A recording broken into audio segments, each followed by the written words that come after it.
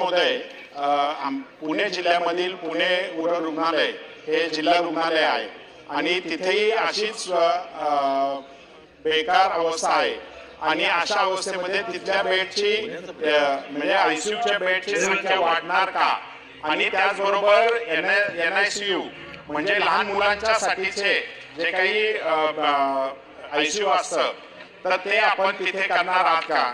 आणि दुसरा एक प्रश्न आहे की युनिक वेलनेस म्हणून एक संस्था आहे, या संस्थेला मागच्या वर्षभरापासून आपण पेशंटवर ज्या काही उपचार करायचे किंवा त्यांच्या काही चाचण्या करायच्या त्याच्या संदर्भाचं कॉन्ट्रॅक्ट हे 1 वर्षापासून त्याला मिळालेलं होतं आणि त्याच्यामध्ये असं नियम आहे की त्यांनी तिथेच या चाचण्या करायच्या हॉस्पिटलमध्ये, परंतु ही संस्था बाहेर पेशंटला बोलवतात. प्रश्न तोच आहे अध्यक्ष महोदय की त्या संस्थेने तिथेच या चाचण्या केल्या पाहिजे होत्या, त्या करत नाहीये, तर त्याच्यावर आपण कारवाई करणार का? आणि आयसीयू बेड बरोबर NICU बेडची निर्मिती आपण करणार का?